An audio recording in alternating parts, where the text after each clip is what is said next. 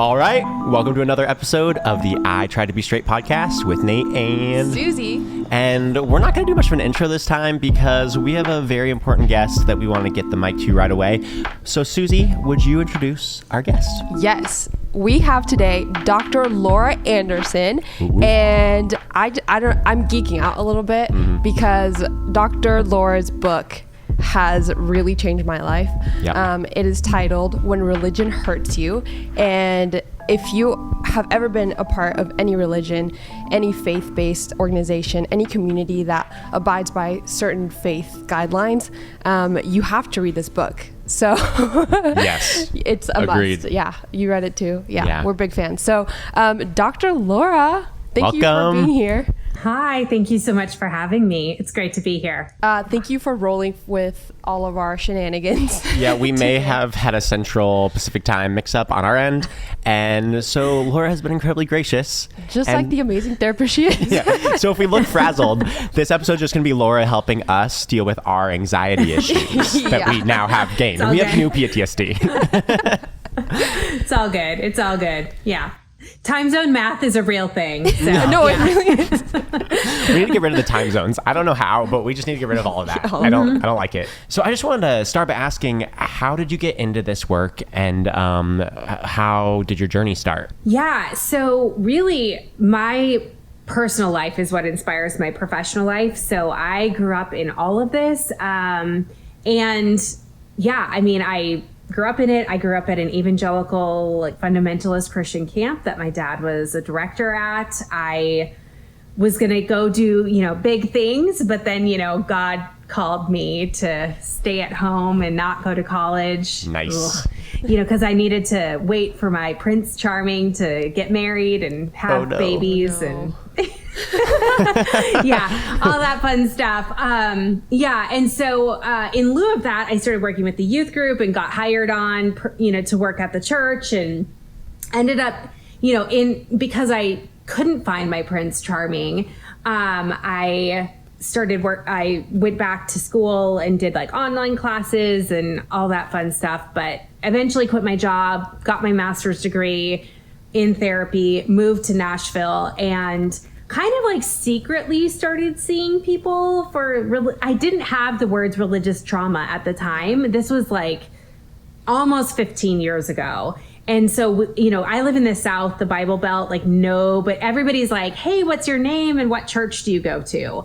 And so I was deconstructing my faith, but we didn't have that word either. Mm-hmm. And so people would come into my office and we would talk about stuff, but this language did not really exist. And so I was doing kind of my own stuff, and then I would be working with clients, and it really wasn't until the 2016 elections that I started to notice a huge uptick of people coming into my office, as well as just on social media in general. I just noticed so many people talking about, hey, this is what's been happening to me in my church, which allowed me to feel a greater ease of being more public about it. Yeah. And then really it was 2018, 2019, where I was dipping my toe into Twitter, and I was I'll talk about this publicly, and the rest is kind of history. Yeah. That's awesome. Okay, so just in the spirit of rolling into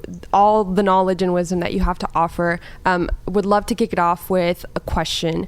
What is religious trauma? Yeah, so I always say religious trauma is trauma, which sounds like maybe a cop-out answer. But the reason I say that is because we have some really great research out there about what trauma is.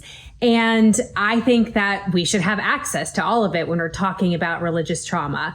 So if you want to know more about trauma, there's not actually, I don't think there's really a great definition out there. If you look up clinically what trauma is, I don't encourage people to go to the diagnostic manuals to look that up. I think it's very incomplete, and there's a whole other soapbox I could get on for what that is. I define trauma as anything that's too much, too fast, too soon, that overwhelms your ability to cope and come back to a place of safety. Another way to say it is trauma is not the thing that happens to you, but the way that your body and nervous system responds to the thing that happens to you. So the word religion then becomes kind of an adjective that helps us better understand where the trauma may have taken place, or kind of the relationships or the beliefs or the practices maybe that were too much or too overwhelming, the things that were happening that maybe overwhelmed our body or our nervous system that became too much for us to cope or to handle. And our nervous system then became just overwhelmed. We couldn't come back to a place of safety. And as a result, we have trauma from it.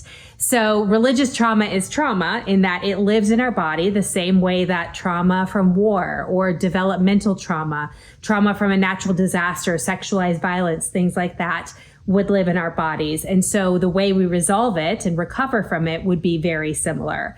So that's kind of maybe a high level kind of what is religious trauma. We can get into the weeds of that as much as you would want to, but that's kind of where I like to start. The way that I've heard is like trauma could be anything that's unkind, or like the way that you process it. So something in your book that I just loved was trauma can be subjective. So the same experience that I've had wouldn't be traumatizing for Nate maybe, or vice versa. So could you help us understand what high control faith religions do to a person internally? Yeah. So I think building off of what you just said there is so important. Trauma is very subjective to the individual. How something lives in our system is going to be different from person to person. And that could be from family member to family member. I grew up with siblings. So how something landed in my body is very different than my sibling's body. And that doesn't mean that, they were better or worse, or I was, or, anything like that. It just simply means that maybe the coping skills that I had, some of the my own sensitivities, my own biology, my own history, that all plays into how things, manifest in me or how things land in me. My access to safety, that all plays into whether or not it results in trauma. And so that's very subjective then from individual to individual. So when you think about how does something like a high control religion, or the messages of high control religion, or the teachings, the relationships, the experiences, how does that impact somebody? There's a lot of factors that play into it. One of the factors, and I don't know all of your audience members if they've grown up in high control religion, but I'm going to assume that many of them have.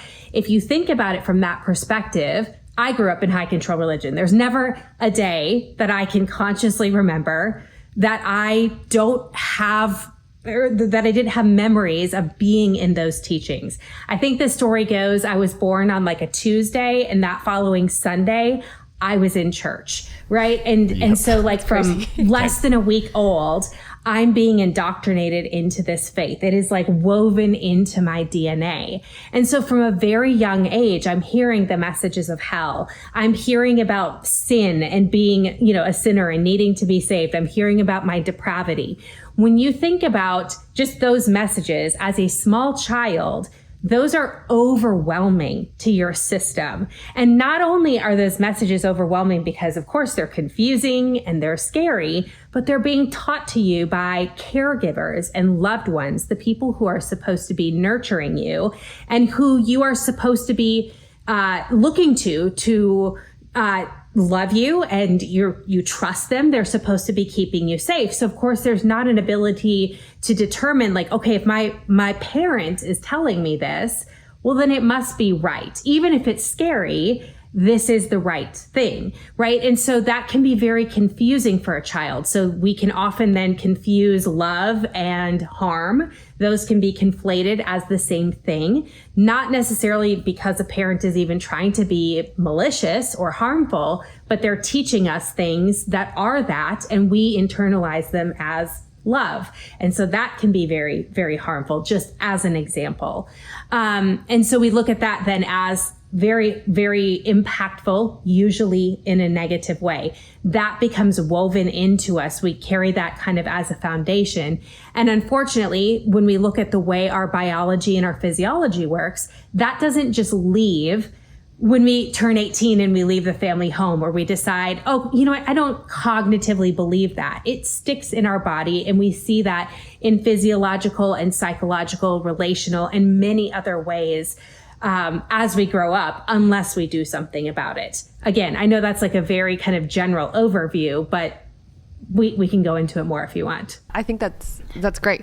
So for a gay person who grew up in Yes. evangelical Christian church, and they're receiving the message of like, my heart is wicked, my flesh is evil, I can't listen to my body. There's an experience you talk about in the book about having your boyfriend come over, and you guys had this like moment of kissing, and it was like, I could feel like, I just like love that, and it felt like sunshine. But however, if you're a gay person and you have this experience with another person of the same sex, it's like, oh my gosh, like I sinned and I'm going to hell. So how does a person begin to even unpack some of that stuff? Even when they leave the church, they still sometimes have all this internalized homophobia and shame and guilt and all these things. Yeah, I think it's important. At least I want to name the fact that I do not identify as part of the LGBTQ community. I am a straight woman. And so that's not part of my own personal experience. So I'm speaking from an experience of listening to many of my own friends and my own clients, and of course, many other people that I've just had the honor of being able to hear their stories.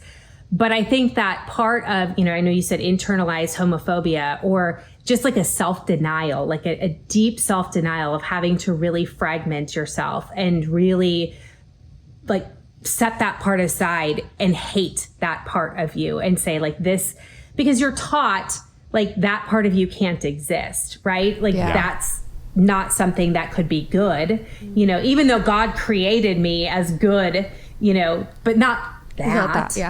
Right? Yeah. Yep. Yeah. And so it's, I don't know if we can curse, but that's fucked up. You can. Right? Okay. Okay. That's fucked up because, there's a sense of disembodiment, right? I have to not only like cut that part off of me, but I have to learn to hate myself. And so to come out of that and say, okay, I'm now cognitively shifting and saying, okay, this is okay.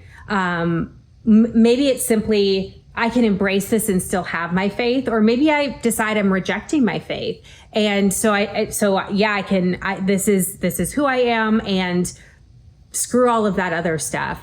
It still lives in your body as an indoctrinated piece, the same way probably any other part of theology does, until we really actively work on that. We still have that physiological response. We still have to work through that on a physiological level. And so I think that just like I would say we have to work through a lot of other purity culture messages, a lot of other theological messages that our body has physiological responses to when we're looking at issues around any sort of sexuality and gender, that we have to start at that level as well. And so I think when we're talking about sexuality, we've got to start with curiosity and self-compassion, and really tenderly starting to probably not act on anything, because that can actually increase the sense of shame, but really starting with compassion towards yourself and letting yourself move slowly into that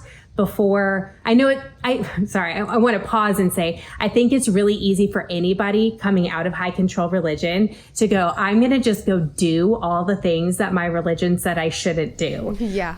Mm-hmm. Right? Because we can, right? It's totally normal. I did that too.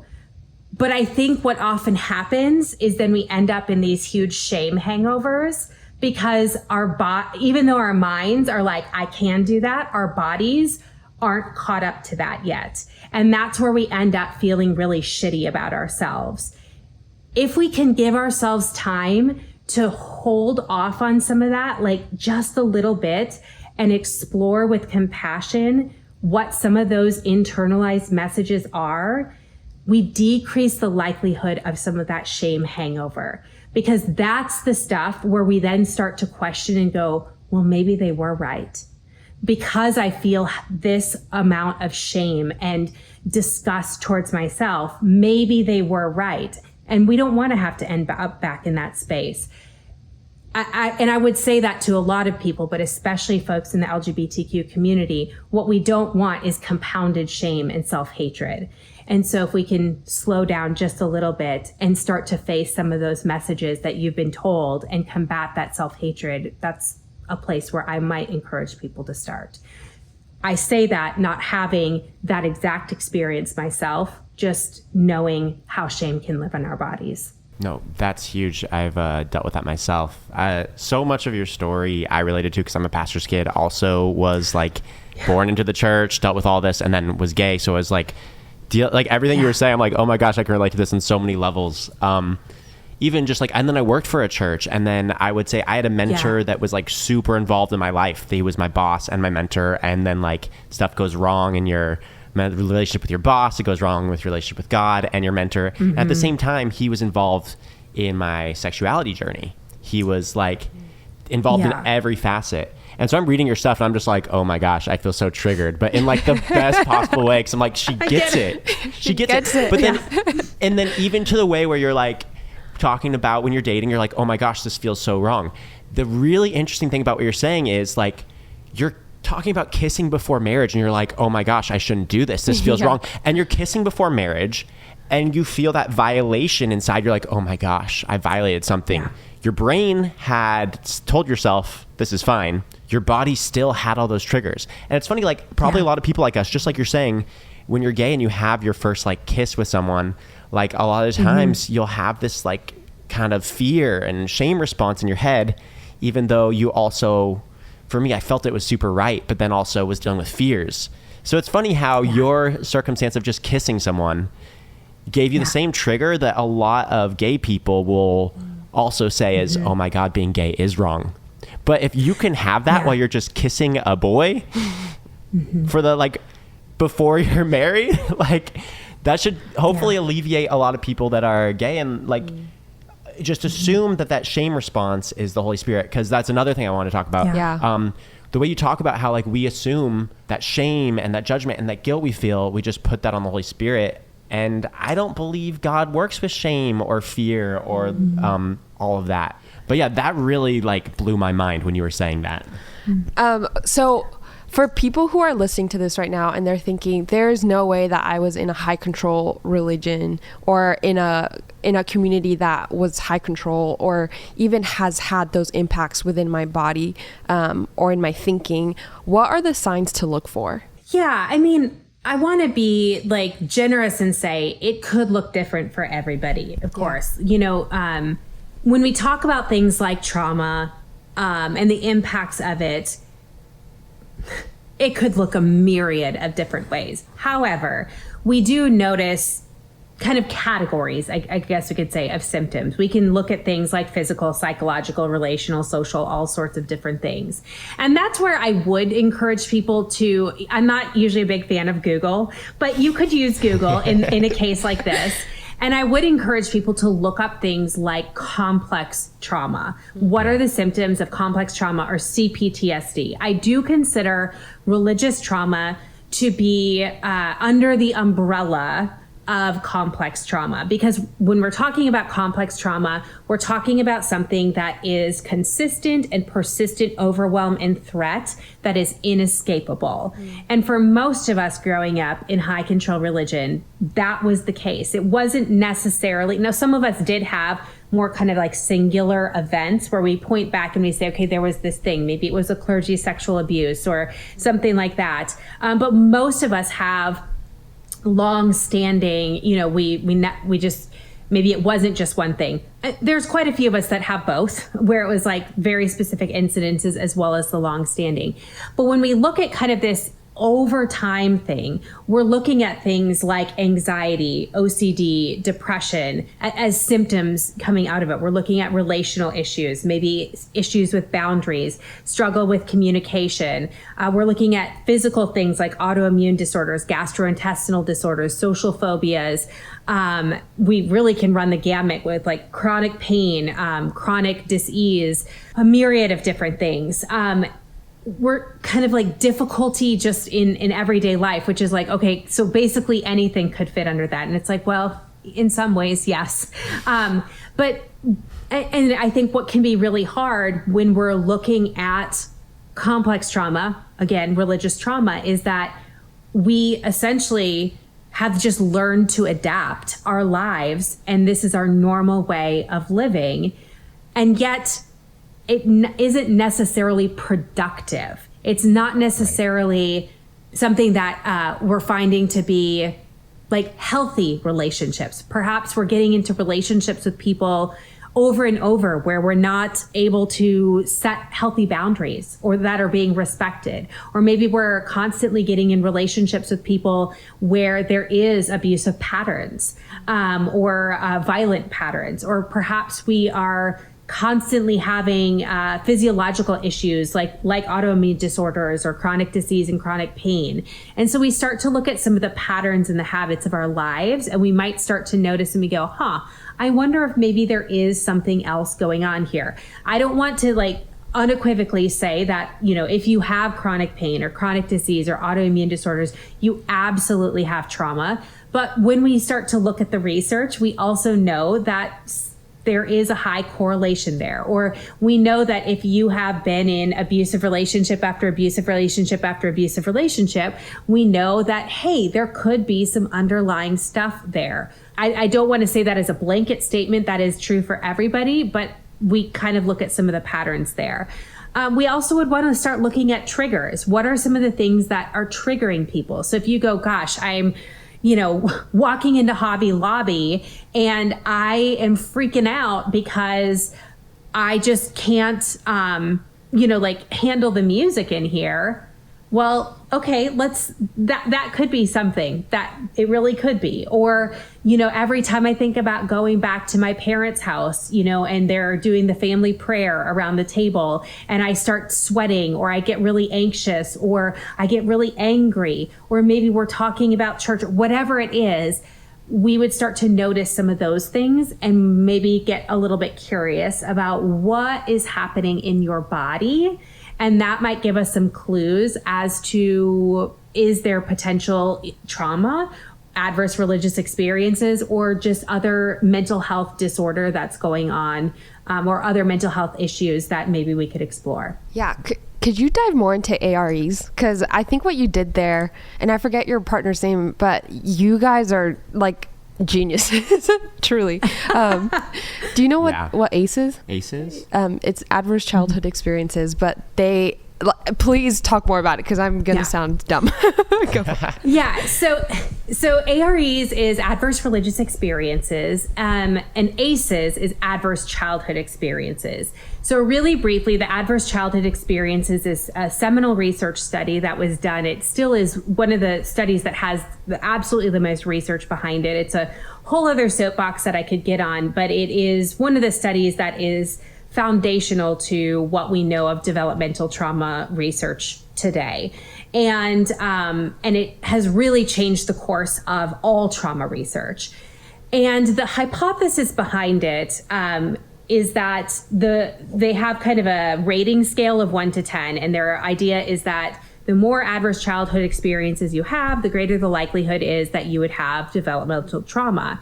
Now, it's a little bit outdated in that there's not only 10 adverse childhood experiences that you could have, but for the time when they did it, it was pretty profound. And they are now recognizing that you could have 1 adverse childhood experience and still have developmental trauma. You could have 10 adverse childhood experiences and not have developmental trauma. So we're a little bit behind there, but that is what it is. When we came up with the concept of adverse religious experiences, it was for a couple reasons. The first reason was we started to notice that people were really shying away from the term spiritual abuse. they felt that the word abuse was too heavy of a word to describe what their experiences were. They felt that it was like really closely associated with like clergy sexual abuse. And I get that, abuse is a very heavy word, and it is colloquially associated with that. People hear it, they have kind of one big assumption. That's what it is.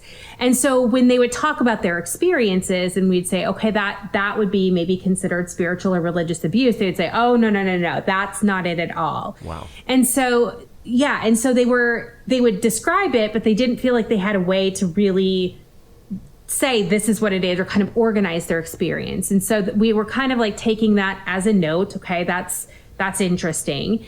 But then we were also noticing that they were describing experiences that maybe wouldn't necessarily fit under a traditional description of spiritual or religious abuse, but they were being harmed by them. They were having an impact and they didn't know how to organize them. Wow. So Wow. So we came up with this term, adverse religious experience. And it's the co-founder of the Religious Trauma Institute, Brian Peck, and myself. We co-founded the RTI, and that's the term we came up with. And I never memorized the actual term. I probably should have. But it is okay. So the definition that we came up with, and it's kind of a working definition. So to date, our working definition of AREs is any experience of a religious belief, practice, or structure that undermines an individual's sense of safety or autonomy and or negatively impacts their physical, social, emotional, relational, or psychological well-being. And so it's vague because we want it to be. And yet it's specific to religion because we want it to be, right? And so people have really latched onto this term because it has helped them organize what their experience is. And our working hypothesis is that, similar to the ACEs study, is that the more adverse religious experiences you have, the greater the likelihood that it would result in religious trauma. However, we also recognize that you could have one adverse religious experience and it could result in religious trauma, and you could have 100 adverse religious experiences and it may not result in trauma. So we want to leave the flexibility there. And we are also very determined to not make a definitive list of here's what all the adverse religious experiences are, and here's what they aren't. And so that's why even in my book, I was like, I am not going to make a list of what they are, because the truth of the matter is if it was adverse to you, then it was adverse to you. And Right. so we really wanted to leave a lot of room in there for people to be able to determine for themselves, here's what happened to me. And if it was adverse, it was adverse. And simply having an adverse religious experience does not necessarily guarantee that you'll have religious trauma. But it could mean that you have other mental health issues. It could mean that it was harmful to you. It does not necessarily mean it has to result in anything, but it still is valid.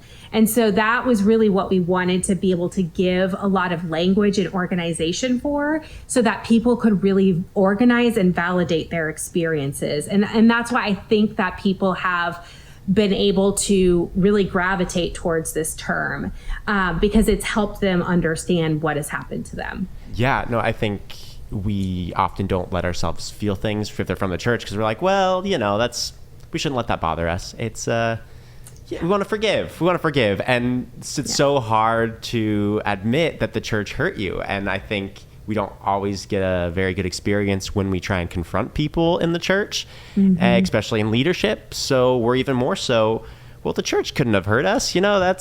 God's got that. That's God. God doesn't make mistakes. And that connection gets really twisty in that whole world. Something I was thinking about while I was reading your book, the idea that we're not always honest with how things are affecting us in the church. And I think, being someone that grew up there and was there my whole life like you, I kind of had also turned off some of my critical thinking and my not skepticism, but my boundaries and doubts and questioning. And it also tied into my sexuality, which was interesting, because the way you're talking about it, affected a lot of the things I did, but then my sexuality affected even more. Can you talk more about how when you're in a heavily religious culture, you kind of don't question things as much? Yes. I mean, you are not allowed to question. I mean, your survival depends on it, right? So one of the pieces that any high control environment promotes is prescription. So fundamentalism thrives on very binary thinking. So it's very like right and wrong, good or bad, yes or no, right? So there's always this very clear, quote unquote, path of certainty. And that is what they want. And they promise that if you fulfill this path, there's rewards at the end. And the reward could be in religion, of course, it's some version of heaven. But it could be, a healthy body. It could be connection to a group. It could be winning the state championship. It could be whatever, right? Like this is the path that you take to get whatever their goal is. And so they dangle the carrot in front of you, but you have to also then completely follow whatever it is that they determine, their set of rules, their prescriptions. And by doing that, then they sell this promise and you follow their rules, and you are also then not allowed to question them. So with that, it's taking away autonomy, choice, voice, and your ability to think. And over time, they also mix in, by the way, like in the case of religion, like you actually shouldn't be trusting yourself. You actually need to not only not trust yourself, you need to trust the external sources, because you don't actually have anything good in you. You can only, like, these other people know better than you. Oh, by the way, your body is actually evil. So any message that your body is telling you is wrong. So you cut off from here down. So you really only have this head that you live out of.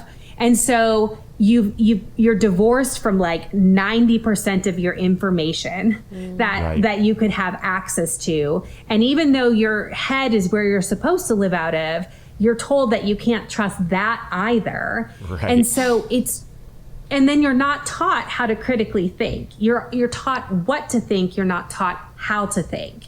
And so it really is this entirely kind of messed up system. And then we take it a step further, we go, and then when we come out of that, for a lot of people, they don't necessarily know how to think. And that's why we see so many people, when they come out of religion, they tend to get caught up in other high control and fundamentalist groups, whether it's for, social justice cause or a political cause or another religion or a cult or a high control relationship, because they have never actually been taught how to think. They gravitate towards the loudest voice or the most popular person or charismatic person or whatever, because that's all they know how to follow. That's what they've been used to. It's not because they want to be controlled. It's because that's all they know. And so it's like very ingrained then into who they are. There's no ability really to do anything else because they've been so stripped of personhood that it follows them through their life until they know, and then you can make changes, but it's very difficult at first. That's so good. I feel like I'm gonna have to go back and listen to some of that stuff. For real. But if somebody's listening to this right now and they're thinking, oh my gosh, I've been divorced from my body for so long, how do I even begin to like get back in touch with myself? I know you have an exercise in the book, but how does somebody even begin the process of being aware that maybe they're not even in touch? Yeah, there's a couple different ways. It's hard. So when you've been told that your body is evil, it's not a matter of going, my body is good, right? Because people are like, oh, just positive think your way into it. But it's not that easy, right? Right. And so there's a variety of ways that, I encourage people to do it. And I usually try to do the most neutral thing, like the most, like what are the things that we have to do every day anyways, that we can just start to pay attention to. So if food is not a triggering issue for you, can you simply like notice when you're hungry and not even do anything different, but just like, oh, I'm noticing I'm hungry. Like, what does that feel like? What do I notice in my body? And like build on that. Okay, notice my stomach is growling, but what else do I notice? My foot, starts to tap, or I notice I get like a little bit jittery or something like that. Or maybe it's having to use the restroom. How do I know that I have to go to the bathroom? Or how do I feel after I go to the bathroom, right? Like noticing little things, right? I'm really tired. What do I notice? So I usually like to come in contact with your body in ways that you're already doing some of these things. And seeing if that would be a safer way, because usually we're very resistant to even like knowing that we have a body, right. Which I know it sounds so simple, but it's really, really not. And it's very difficult, to enjoy our body, to have pleasure, and I'm not even talking sexual pleasure yet, like even just like enjoying a piece of chocolate, if we can't even recognize that we have a body, like if this thing is just like a skin sack, And so I think sometimes the easiest ways to get back into our body is just the simplest, like the bare bones simplest thing. So if it is one of those ways, and if none of those feel safe, sometimes it's literally just like saying to yourself, I have a body, and noticing what does that even feel like to say that? Or it could be, can I stand up? And what does it feel like to have my feet on the ground? Again, what are the most neutral, kind of tiniest incremental ways to go about some of that? Because I've found that can be, I would say, like the least overwhelming. I'm very tentative to like throw somebody in and be like, okay, let's do this huge, like cathartic body movement. Like that's usually too much. At the beginning, we said, trauma is anything that's too much, too fast, too soon. We also want to make sure when we're doing healing work, nervous system work, embodiment work, we don't want to do too much, too fast, too soon with that either, because that too can overwhelm our ability to cope and come back to a place of safety. So when I work with clients, sometimes they're like, what? I just have to like pay attention to when I have to go to the bathroom. And I'm like, yeah. And they find out that sometimes that's too much. Like that can bring up a lot of resistance and activation, because even paying attention that much to their body is a lot when we've been so used to not paying attention to our body. I mean, I used to, when I was like in the thick of fundamentalism, I would make a to-do list of like 20 things. And if I got that done, then I could go to the bathroom. Like, right? That's crazy. Oh my gosh. Yeah. That's wild. I so relate though. Yeah. Sometimes I'm like in my office working and then I'm like, oh, I can go to the bathroom. This is a little treat. And I'm like, that's just not the way that this is messed up. We're corporate overlords. They've got me. Man. So if you're, for someone like us that's in the church, and we're talking to a lot of people that are still in the church, still have faith, what are good ways to recognize when you're not really trusting yourself, when you're, how do you best recognize the thought processes that are more just being controlled and less open and free thinking? I always love to ask the question, like, what would happen if you disagreed? Or what would happen if you left? Or like pushed back a little bit or said no? Talk about that. Yep. Yeah. Yikes. That's scary. Usually a good indicator. Yeah. And if you can do that and, push back and somebody's like, yeah, let's talk about it, that's usually an indicator where there is freedom there. There's freedom of thought. There's freedom of individuality and autonomy where we can have discussion. And that's a really beautiful thing.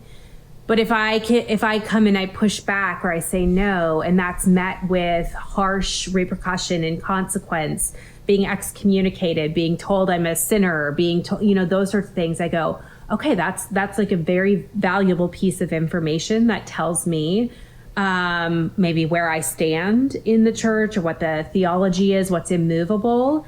Does that mean I have to leave? Maybe not. but also maybe that's a good piece of information that I need to consider where my place is. Because I think in normal relationships, there's boundaries we set where we say, hey, this is too much, or that's not enough. This doesn't feel safe. In my life in the church, I didn't really have boundaries with leaders and people above me. Would you say that's pretty common and should be something you look out for? Yeah, I would say most of the time in high control religions, boundaries are mostly rules. They're not, and I tend to believe that boundaries are more about like safety outside the church, where it's like, hey, here's the boundaries that I need so that I can feel safe in this situation. It's not about you, like, I need to have these so that you can feel safe, and you're responsible for keeping them for me. You know, I think about how many times I had to make sure my brothers in Christ didn't stumble. And so like, that's what my boundaries were all about, you know? No, like my boundaries are for me, and they're to make sure that I stay safe, and it's my responsibility to keep them. Whereas in most religions, boundaries are rules that, are not for the safety of the individual. They're for the safety of the system and making sure that the system's rules are kept and carried out with harsh consequences if you don't follow them. So when we think of like the hierarchical nature of pastors and leaders and things like that, boundaries for them don't really exist, because they don't necessarily have to abide by them, but they do get to enforce the consequences if you don't carry them out. Yep. In my experience. Wow. Yeah. Yep. It's both of those things. Like there's red flags if it was any other kind of relationship, but with church, you're just like, oh, no, it's church, so we don't question it, which you're taught not to question because you're taught that as a child, and it's a cycle. Man, your book. Yeah. I'm like, it's resonated so hard for me. We're big fans. We're big fans. Everybody needs to go order it. Like, yes. I was going to ask, for anyone who is struggling with that homophobia, that sometimes, you know, you hear things from other people saying your gayness is bad, and then you internalize it as your own. And so just like curious, for those people, could you just speak like a word of encouragement or any advice that you might have for those folks that are struggling with their queerness, or even like family relationships that are, you know, not great, and it's that part's a little sticky subject, but for me personally, but yeah. I was talking with one of my good friends the other day, and he is gay, and we were talking about how so many times people believe that homophobia is based off of anger and hatred, and that's usually the expression of homophobia comes out as anger and hatred. But what we were talking about is how we believe it is actually based off of fear. Yeah. Because in religion and fundamentalism, there's this idea that difference equals danger. And when you look at things from a physiological level, or through a physiological lens, when our nervous systems see difference and they perceive that as danger, and so now I have to do something about it, right? And so when we've been indoctrinated to hear that if you're gay, that means you're a sinner, and it means all these other things, right? Like you're going to try to indoctrinate other people, and you're going to, you know, I don't know what the drag queens are going to do when they read to kids in the library, you know, like all these, right? Like these just ridiculous, yes, to start right? the Like all apocalypse. these like absolutely ridiculous things, right? But this propaganda that's being like, you know, fed into their minds, right? They're doing it to cause so much fear, and people are believing it.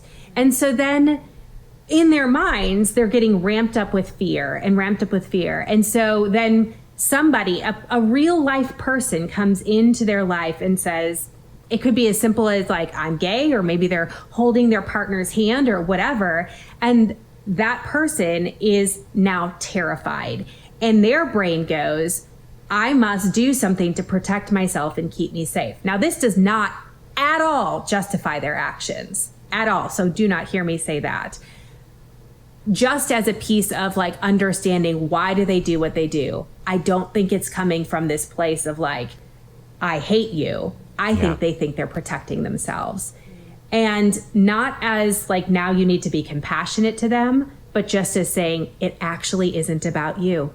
That is their own shit that they need to be taking care of. And I am so, so sorry that it's coming out against you, because it never should. And it is not your responsibility to make them feel better about themselves and to calm them down. Like, they have to take care of themselves, and it's not about you at all.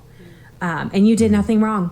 Not a single thing. You're showing up as you and exactly who you're created to be. And I love that response, because it just shows like how healthy and healed you have to be to come at that with both boundaries, justice, and compassion for the other person. And like you said, like, it doesn't excuse the behavior, it explains it on some level. However, like, that's also just moving away from that fundamental thinking of like everything is black and white, when in reality so many things are gray. And I just love that. That's really good. Yeah, I know we're winding down, but there was one other thing in your book. You're talking about how, and you talked about this a little earlier, but how we don't want to just become like responsive to all of the pain and suffering we've gone through by like now doing whatever we want. And I think that's like pretty big in the gay culture, in that like a lot of us have never had freedom. I didn't come out till I was 30, had my first kiss at 30. So I'm like, I have to now balance everything I've suppressed for so long. And really, I just want to find my place. I want to be who I am, not want to be like product of all the pain I've suffered. It's been a really tricky balance, and I know a lot of people like me struggle. And I also know there's a lot of people that want to express in all sorts of ways, and I have no problem with any kind of expression. But how do you find what is the right expression for you without going too far or going past where you're at, or like, you know, having dangerous situations happen? Yeah, that's hard, because so the way I describe it is like, when we're in high control religion, it's like one side of the spectrum, and it's very tempting for anybody coming out of that to kind of swing to the other side of the spectrum and be like, well, they said it was this, so I'm going to do the exact opposite because now I'm free. And it makes a lot of sense, right? Because it's like, yeah, of course. And we think it's freedom, but it's actually not, because it's just doing the opposite of what's prescribed. So it's not freedom. It's still prescribed, just the opposite. And sometimes I think we need to have those experiences. I really do, because we have to start to learn what we want somehow, right? Yeah. And so I think that, like, you know, everybody's different and they're going to figure out their own path and whatever. But I would say that probably neither side of the spectrum is usually the healthiest place to live. And usually somewhere in the middle is going to be a good balance, you know, and we do have to figure that out. And so I think that my hope is that usually people that are adults with fully formed brains, which usually starts to happen somewhere around the age of 25, they start to go, hey, you know, what are my values? What is important to me? I'm doing this thing. Does it feel congruent with the ways that I want to live? You know, when I say like, here's what's important, does this action fit that? You know, if I say this is what's valuable for me in a relationship, are these the type of people that I'm wanting to spend, you know, that I'm spending time with? Does that reflect that? You know, and I say that also knowing that it takes time to get there, right? Like, and when we're coming out of a high control religion, I think it's also important to recognize that we missed a lot of developmental milestones that we are then having to make up for in a really short period of time. I remember one of my best girlfriends made a comment to me once. I was like 31. And she goes, you're doing at 31 what I was doing at 21. And she did not mean it in a shaming way. Yeah. And I knew it, although I felt a tinge of shame. But she was right, because I should have been doing that at 21, right? And the only benefit I had was that I did have a fully formed brain. And so I didn't have to do that thing 25 times. I did it like 2 or 3 times. And I was like, I'm good. I've learned my lesson, and I am now going to, you know, kind of figure out what this needs to look like for me. So I do think that there is validity to trial and error, but also to give yourself like space to like slow down. I think it's like, oh, let me try all the things. It's okay to say no to things, you know, just because just because you weren't allowed to do XYZ in fundamentalism, it doesn't mean you have to do them simply because you're out of it. Like, if one of my friends the other day, she was like, just because you didn't do this in purity culture doesn't mean you have to do it outside of purity culture. Like, if you don't want to, you don't have to. Like, you get to decide. And I think that that's something that a lot of people need to give themselves permission to do, that you have choice, and your choice might be very similar to what you did in purity culture, and it might be different. And it's totally fine because it's your choice and you get to make lots of them. And also be flexible.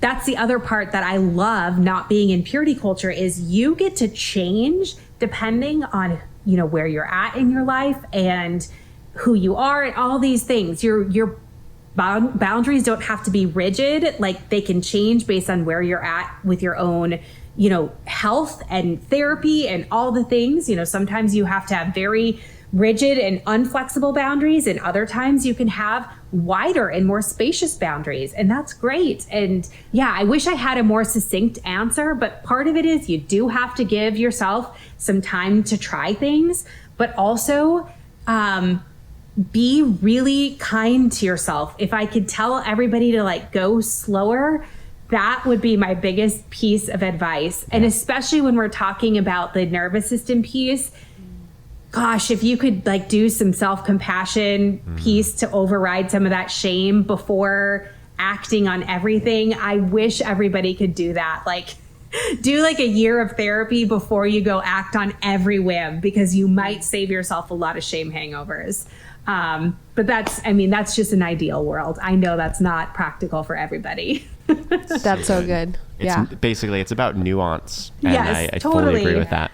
No, along with the year of therapy, order the book. I know I keep saying it, and we're plugging it hard because thank you. It's just changed my life, and I've already bought some for some family and friends. So and I had one more question. That's all right. Yeah, go. Just the idea of when religion hurts you, and I think when we're struggling, there's a lot of people probably on the fence about their sexuality right now in their church. I've had messages.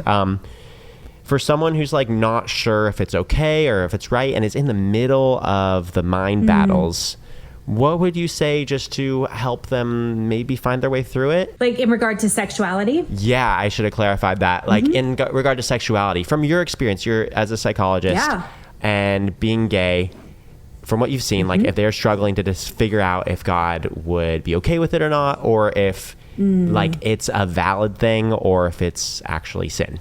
My first word is just let yourself be curious. There's a couple routes that you can go. If you're I need to do the deep dive on the Bible stuff, there's plenty of theologians and scholars that have done the research on what does the Bible actually say about being gay, or, is it a sin? There are those people. You'll be shocked to hear what it really doesn't say, and how it's been twisted over the years. I would encourage anybody to expand your view of God and who is God beyond maybe what your church has told you, whether that's looking at other religions or denominations, or consider that maybe the box that God has been put in for you is very tiny. And are we sure that a God who supposedly has made you perfect could really hate a whole part of you? That I would encourage anybody to just give yourself permission to explore that. I think it's so important for anybody to be curious about who am I just generally, actually, is it because religion has told me that's who I am, or is it because that's who I am? And that includes gender, that includes sexuality, and that includes a lot of other things. Because, I did that too. I'm am I straight because I was told I was straight? Or is it because that, that is who I am or whatnot? I still don't even know if I am. I'm attracted to pretty much anybody. So I don't know. Like, we'll see. Love that for you. That's awesome. Yeah, exactly. So I'm like, who cares? I'm just like, I'm attracted to people, whatever that makes me. And I like that. And so I think it's important to do that as well. And to just say, like, can I be curious and compassionate with myself? And I think just, I also, like, I know I keep coming back to the words curious and compassion because I think those two things are so missing in religion, just generally speaking. But I think on a very personal level, when we're talking about anybody in the LGBTQ community, it's just like devoid and divorced from you. And I think if you can have compassion to even just say, like, well, what if I am okay? Like, what if who I am is like whole and complete? Wow. Entirely. Like, just like sometimes just offering yourself that little what if statement and letting yourself perseverate on that and see what would happen. I know it doesn't sound like much to begin with, but I think sometimes we let ourselves ruminate on the wrong things. And what if we let ourselves just give ourselves a little bit of a break? What if I am okay? Like, what if I am entirely lovable? What if there is nothing wrong with me? And what if I am whole unto myself? What if all of me is inherently good?